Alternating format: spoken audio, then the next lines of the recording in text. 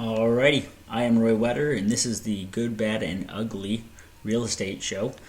This isn't one of our episodes. This is one of our finance learning videos. So, the Good, Bad, and Ugly Real Estate Show follows the Dragon Realty Investment Group. We have about 14 members currently. We started this group only a few months ago, and we have one property that we are currently now finished and beginning to rent out. So this is the beginning of the process of growing into a real estate group that holds lots of properties and and why we're starting at the beginning is this: there are so many videos out there that are showing you, hey, we're at the top, we have all this money, woo, and we've made all these assets and we've created all this wealth and this is how we did it. Well, they show you a lot of the superficial, and I want to show you the nitty-gritty everyday dogma.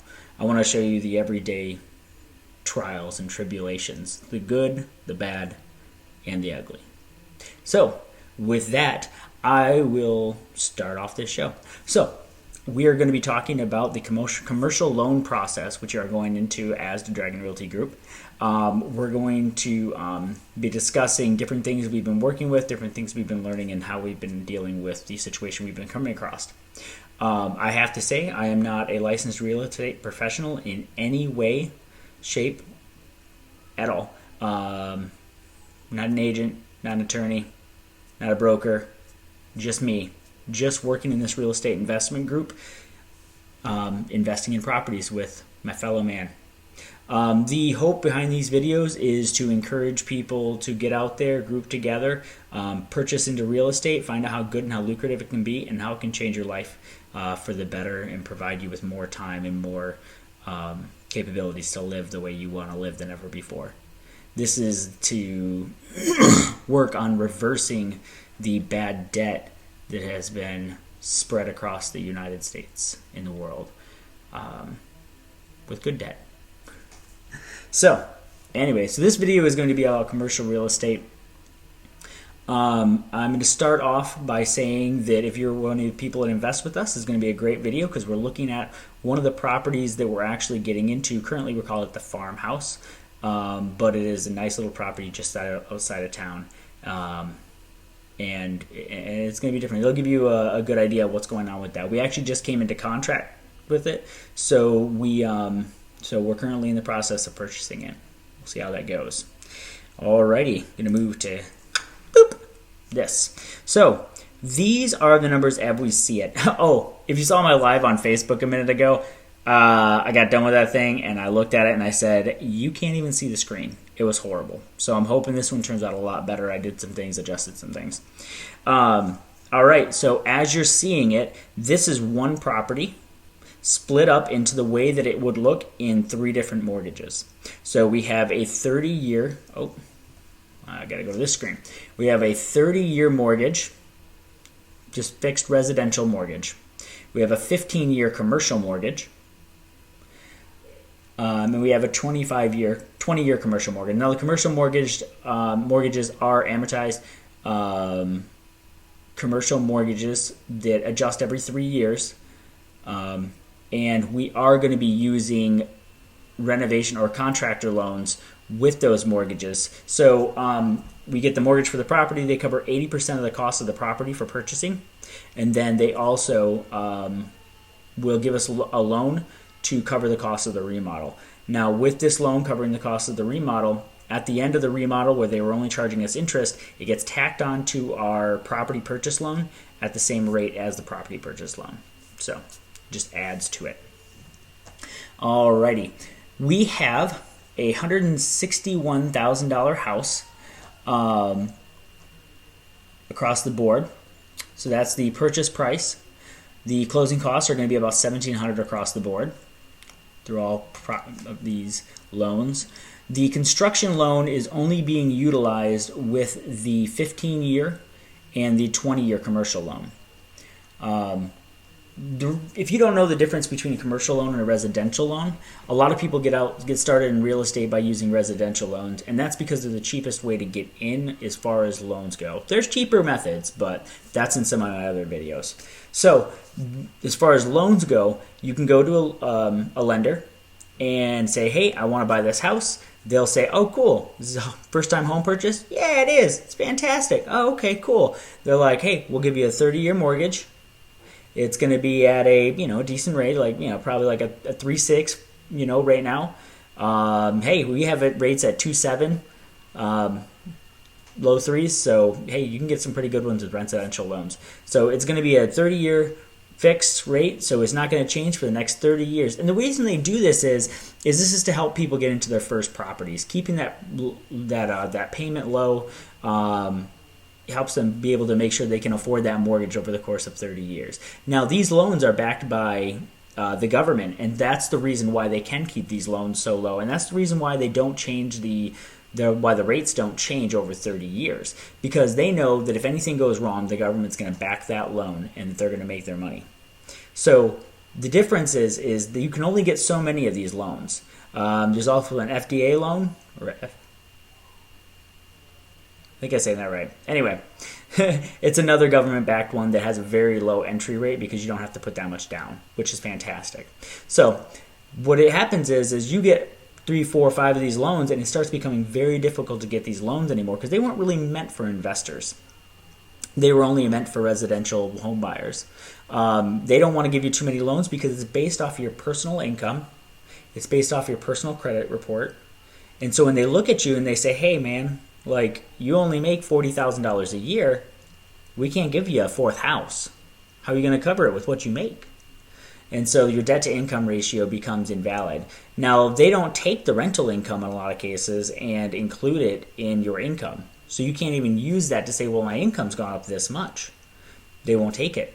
So you have to start looking into other avenues of purchasing these properties. And there's lots of different avenues.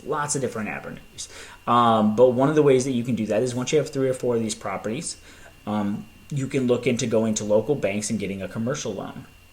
Now, commercial loans are fantastic. There's good, and then there's not so good with them. They're fantastic, though, in the ways that if you can prove that you have a good system and you can prove that you got equity in these properties and it's a nice, safe investment, then they will give you a loan. Do you have to prove that your credit's great? Nope. Do you got to prove that your income's great? Nope. Didn't even give them either one of those. All they know about my real estate is how much equity I hold in my properties, the properties I hold, how many investors I have with my group, and that's it. That's it. They don't need to know anymore because they base the investment on the property you're purchasing. It's per property purchase. So if they think the property will hold up in the environment, then they'll let you purchase that property. It's like getting a free house. So what we have is we have a group of people that have grouped together to invest in properties together. And I took all the paperwork to the bank. I had it set up like super snazzy, looked all professional, and went out there, explained everything to them, said, hey, here's our equity. We can drop our rents by an average of 50% and still be valid and still ensure income and make money and cover our rents. And he said, wow, looks good. Yeah, we can give you a loan up to around almost $250,000, a little over $250,000, I think he said. And I was like, oh, okay. Now, he didn't mean a loan. He meant loans of up to over $250,000 just based on the information they had. And it was based, I believe, a lot on that equity that we held in the properties. And we do that for many reasons, which I'll cover today. So, back to this property. This is the property that we currently have a contract on, and we're looking at it. I've been getting a lot of questions about this property and the commercial loan status from people that invest with me. And, they're worried. The commercial loan is a little bit different than what they're used to, as well as they don't like that the amortization ends or doesn't end, but every 3 years they get to change the rate to the new rate. Actually, that's what I'll go into next. We will go into what they base their rates on with a commercial property. Boop. So here is the email I received the other day on this specific property. That's not the right one. That's the right one. Nope. Go back. That is the right one. All right, cool. We're back. All right, so yes, this is the specific property we're dealing with today. You'll see along the top it says 15-year amortized rate of WSJP plus 0.749. So, good, bad, and the ugly. I'm going to share a little bit of some with you today. I didn't know what WSJP meant, and I just saw the 0.749, and for some crazy reason I thought, well, commercial loans, I've heard they have low rates. 0.749. That's crazy. That's awesome. Heck yeah, I'll take that rate. It goes on to say, adjusting every 3 years, PMT. Shoot, I can't remember exactly what that means, but doesn't matter. And it said, it's going to be $1,060 per month minus. That's just for interest and principal. Sometimes you lose your words. That's just for interest and principal. So this one's going to cost us, with our insurance and everything combined, it's going to cost us more like, where is it at? The 15-year loan is going to be more like, you know what? I'll get back to that. We're going to stick to this letter for a minute here. So I went and I was talking to one of our investors. He's asking me all about the loan and the new house. And he said, I don't know if I like it. It changes every 3 years. And I'm like, yeah. It's like, but the interest rate's great. You're going to look stupid, and that's okay. So I had to tell him, listen, I'm going to actually come back into you on that because I'm not sure if I read that right. And the thing is when things question you like that, dig. That's time to learn.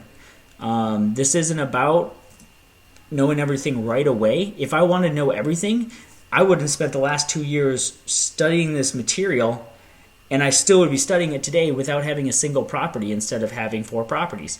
Because if I thought I needed to know everything before I made a single step, I'd never make a single step. So the main thing is as you're going into new uncharted territory, take those steps, learn the information, and dig deep. I work from 10 o'clock at night to 3 a.m. every night. The reason I do that is because I can sit there and I can study and I can work and I can calculate and no distractions. And that's just the way I live best, and that's the way I invest best. So take the time to learn the information. Now, all right, we'll get back to this commercial loan. WSJP is Wall Street Journal Prime. And if you don't know what that is what the Wall Street Journal report collects information and collects the interest rates from 20 of the largest banks in the United States or in the world. Anyway, 20 of the largest banks they track, and whatever the average rate is for those banks, that is the Wall Street Journal Prime. A lot of banks, smaller banks especially, use that to gauge what they're going to put their interest rate at. So this bank is telling me, hey, 15-year rate, Wall Street Journal Prime, and then add on to that rate, which is 3.25 right now, 0.749, and that's going to be the interest rate we're going to charge you for this loan for 15 years. So what it ended up being is a 3.999% interest rate. Now, if that is the interest rate and the whatever, doesn't matter. Skip that part. All right, so adjusting every 3 years. So I told this investor, I said, hey, I'm really glad I didn't throw it out there in a text or put it out to the guys that it's not that rate, because that's embarrassing. But now we know. So let's go from here, and we'll get... Actually, let's not go from here yet. So there was a few times that I've called our lender, right? So I'm trying to get our numbers down, and I'm trying to get this cash flow higher in order to get us a little bit more in the green where I want us to be. The properties are going to make a lot of money, but they're going to be less from cash flow and more from equity pay down. And so, I've called them, and it's funny, when you talk to lenders, and I read this before I even talked to the lenders, and I talked to a few different banks, and they seem to have our best banks seem to have the best rates and stuff like that. But it's funny, when you talk to lenders, every single one of them was like, yeah, all these things are adjustable. They're all, we can squeeze this way and the other to fit the needs that you have. It's because they're a salesman. They're selling you on these products.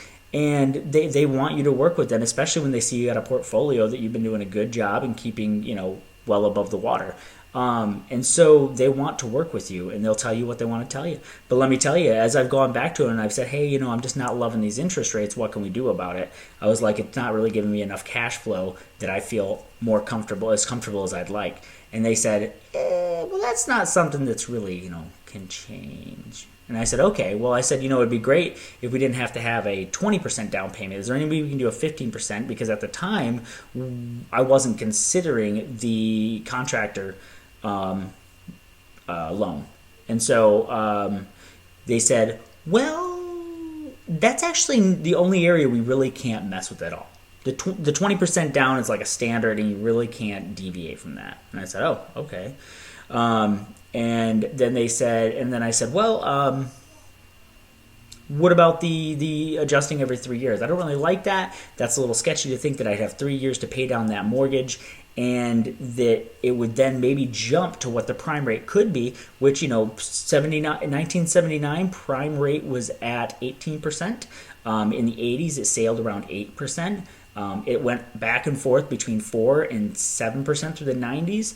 And then in the 2000s, it's been sitting between 7 and 4%, bouncing back and forth. And at this point, it's currently at a 3.25. With that added on to it, we're going to be sitting at a 4 to even maybe a high 4s for the 15 or the 20-year loan. So I said, in 3 years, that bumps up. I don't really know if I can deal with that. 5 years would be a lot safer for me to get a lot more of that equity paid down. And they're like, well, actually, that's not really something that can change. It's got to stay that way. I said, okay. Yeah. And I'm sitting here thinking to myself, there's nothing left. There's nothing left. You said that there might be some budge, sway. I'm not seeing a lot of things left. So you just got to know that, what you're hearing is not always what you're going to get. Don't get me wrong. This is still a good loan. Don't get me wrong. It's still a good commercial loan. The rates are good. Everything seems pretty normal and pretty right. We're not getting taken for a ride. I've looked at enough commercial loans to know that this is definitely a normal setup right now. The 3-year and the rate.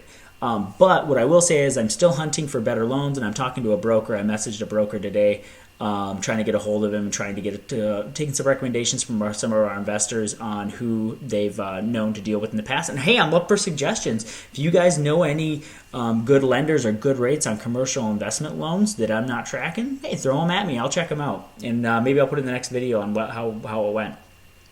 So, back to the information at hand. We are going to get off this subject, and we're going to go back to the Excel. So, if we're going back to this property has, all right, so we'll look at the 30-year mortgage to begin with. We'll go down here. There's a down payment of $32,000. That's 20%. Escrow hold is $1,000, which then will go into paying closing costs and stuff like that at close. At the end of the day, we're going to be sitting with a mortgage of $129,700 on the 30-year mortgage. Because we have a $15,000 contractor mortgage, the mortgage that's going to be sitting on the commercial loans are both going to be $144,700. Now, I've gotten questions, and I've done a little bit on this before with the real estate investing show in just the last episode or so. Why would you want to go with a contractor loan for the remodel versus like a 30-year loan where you just fork up the money for the remodel? Let's say you have the money. I got the money for the remodel. Why wouldn't I use the money for the remodel instead of taking out a loan and it's going to cost me more in the long run? Well, it's all about leverage. And so I'll explain to you how leverage works, especially in this case with the bank. Now, of course, we build equity in these properties, and we have equity pay down. And so we ensure there's a decent amount of equity in these properties. Actually, if you look down, on average, like I said before, our properties, we can drop the rents as much as 50% and still be covering all of our mortgages, taxes, and insurance and making money off these properties. But what happens is you still want to leverage yourself out, because this is the situation. Let's say we're an investment group together, and it's me and it's you, right? And we have a property together. and we're going to split this property 50-50 because you have half and I have half. You put in half the money, I put in half the money. You put in half the work, I put in half the work. Yeah. So we're splitting it 50-50. You're going to get 50% of the earnings. I'm going to get 50% of the earnings. That sounds fair, right? So then the bank comes into the mix, and he's our third investor. Now we got three investors. So it makes sense that it would be a 33%. Bank gets 33%, right? Does that sound fair? And you're like, well, geez, I don't want to give 33% of the money away to the bank. But you're not. So how leverage works is if we're investing with each other and with the bank, they're just another investor.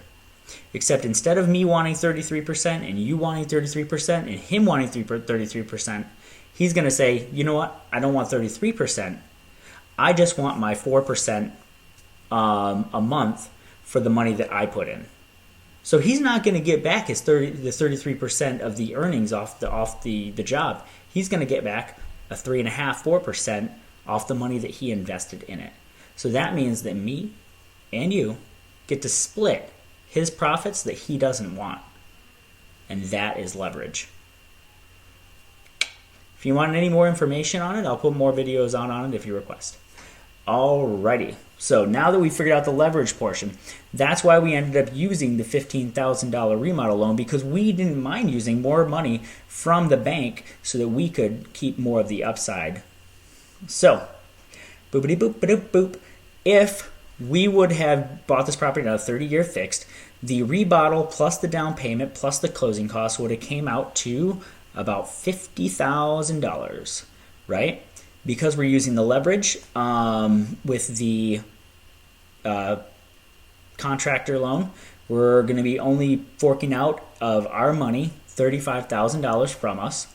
Also, the $15,000 is a little bit of a high estimation at this point because yet to date we don't have a single property that's cost us over $10,000 to remodel. So we get away with that because we have a lot of secrets. If you watch my other videos, you will know how we get away with having such a low remodel cost. So $35,000 all in to own this property. We will come down here to the monthly mortgage. So now on the 30-year residential mortgage, I'm going to bump down here. On the 30-year residential mortgage, we have a $792 mortgage payment. That's fantastic. I love it. Don't get me wrong. I wish I could still get those residential loans.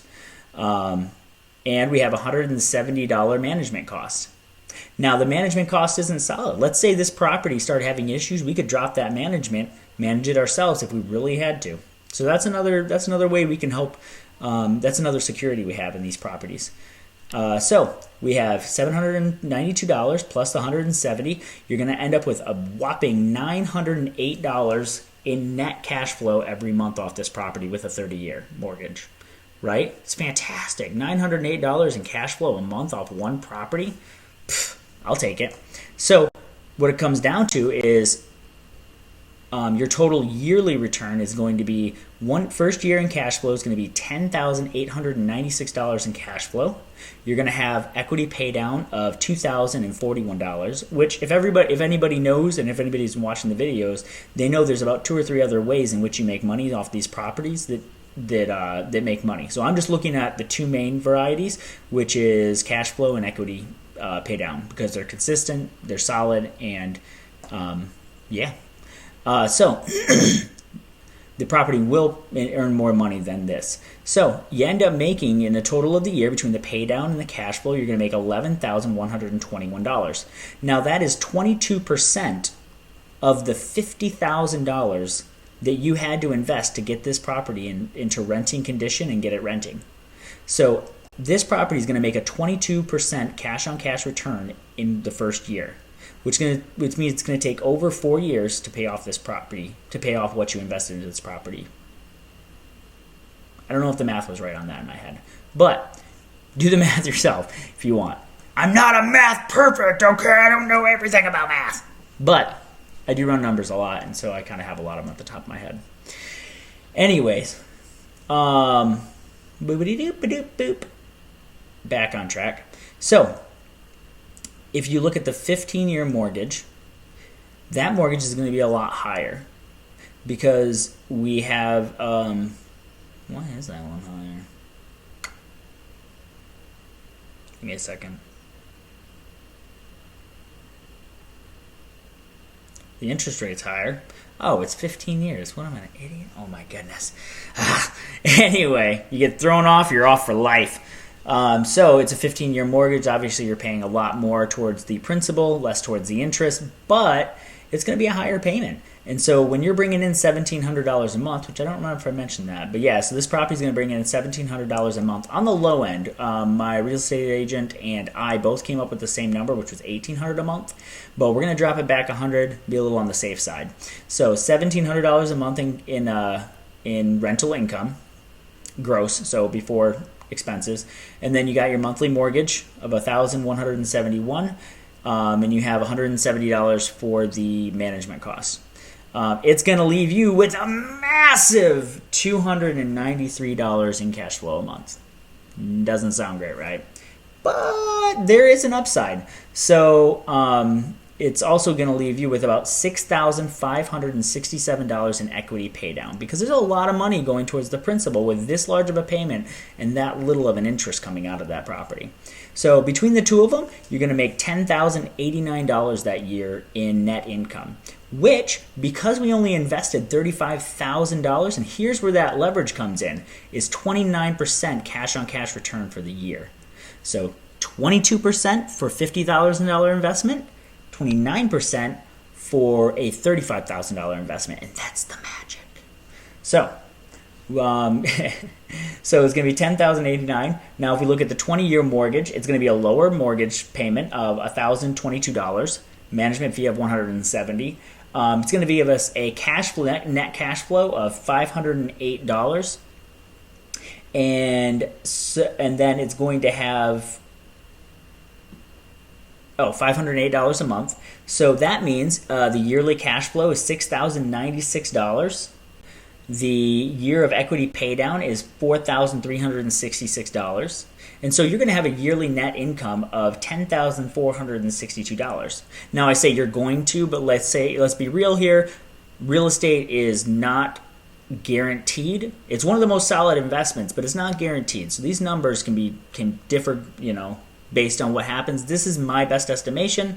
You as investors and you as people, the most important thing you do is go out, take what I'm saying, go out, research it, study it, and work on it yourself. That's how you come up with your numbers.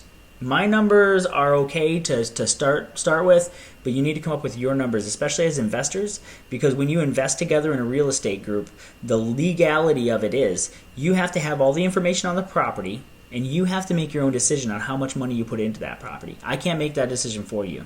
If I made that decision for you, we would have to be a syndication, and you would have to make over $100,000 and pretty much be a millionaire. But we don't have that luxury, so we're a company, but you make your own choices on what you invest in. So, back on track. So anyway, that's about a 30% cash-on-cash return for the year. So that's fantastic, right? These percentages are awesome. Usually you look at getting like a 20% return normally. Like a 20% return on investment property is a good return. 30% is stellar. Anything over 30 and you're killing it. So it's great, right? Here's the downside. This commercial real estate looks fantastic, but there is a downside.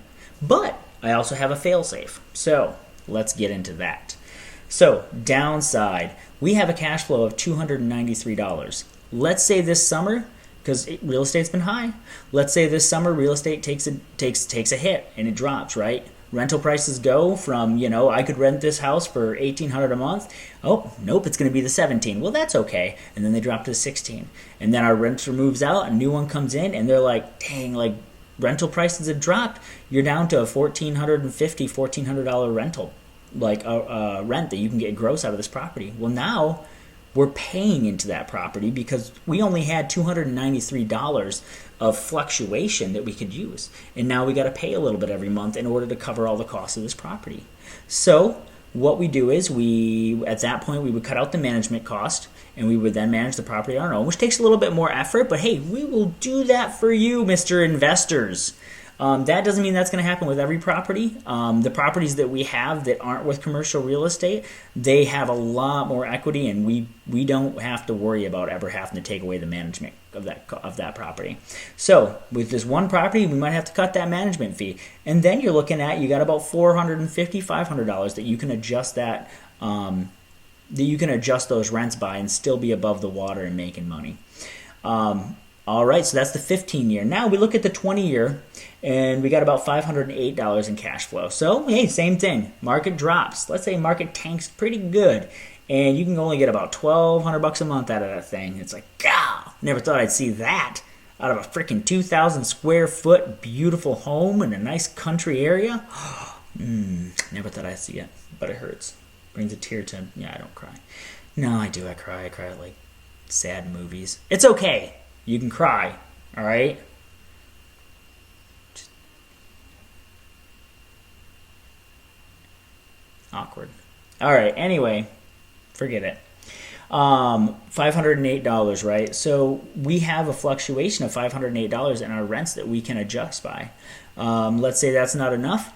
All right, rents drop drastically and we're going to be losing money on this property. We then cut out that management fee, and now we have a fluctuation of about $670 that we can adjust by to cover the cost of that mortgage. All right, now let's get down to the terrifying moment. 2008, the crash, right? I honestly wasn't paying much attention back then, but I know it was a bad crash, and there is an amazing book out there, and it's called... You know what? I can't remember the name of it. Hold on. It'll come to me. It is called Fooled by Randomness. Fooled by Randomness. Awesome book, right? And it just discusses the way that these people could be making bank and becoming millionaires and doing a great job in life. And then all of a sudden, boom, this extremely random, unseen occurrence happens and it changes the world. And when it changes the world and it changes their life, they fail because they didn't understand that they were riding on this superficial kite, this superficial plane that really had a flaw that they didn't see until it was too late. So, fooled by randomness, always expect the worst. So, prepare for the worst, right? So, here's our situation. We have a bad market crash. We can't rent this thing for much at all. Bam. We got a solution. We got a fail-safe. So, we can drop the prices, yes. We can refinance into a different mortgage? Yes. Can we pay out on some of it? Yes. These are all different things that we can do to mitigate to have risk mitigation on this. At the end of the day, here's the crazy thing. At the end of the day, we hold this property is going to be worth around $260,000 once it's fully remodeled. After that, we hold about $170,000 of equity in this property, which means that if we wanted to sell the property tomorrow after we remodel it, we could pull about $125,000 worth of equity in this property. So that means tomorrow, if we wanted to sell this property, we pull out and we have about $90,000 that we're going to split amongst all the investors, based on what they put in, the percentage of what they put into it. So if you put in $5,000, that's your percentage of the $35,000, and you're going to split that $90,000 on that based on your percentage that you hold. Now, I don't know how good everybody else is at math, but you don't have to be very good to understand that you're going to be making a lot of money. Let's say when the market crashes, it brings down values, and let's say this property it drops value by almost $80,000. You're still going to be selling the property, making your $35,000 back, and you're still going to be making a profit off the top. And you made that rental income for as long as you held it and as long as it did well. So at the end of the day, you can sell the property, pull out all that equity, and you're still making money. You can drop your rents, you can drop the management cost, and you can still cover a lot of dip in the market. There's a lot of things we can do to save ourselves from these properties, and there's definitely some even more creative financing ways to ensure that we're not going to have an issue with this property. Am I saying it's fail-safe, like fail-proof? No, not at all. Don't take it that way. This is a do-at-your-own risk. But what I am saying is go ahead and look at the numbers, go ahead and play with them, go ahead and do the math, and know the situation.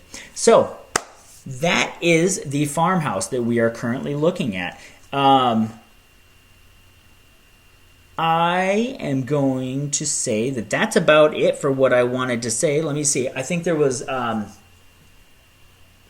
know what, to close out this show, I'm just going to say at the end of the day, when you get into commercial real estate, know your numbers, know what you're doing, and just know that everybody's out there, and a lot of people are out there for your interest, but be careful because some of them aren't.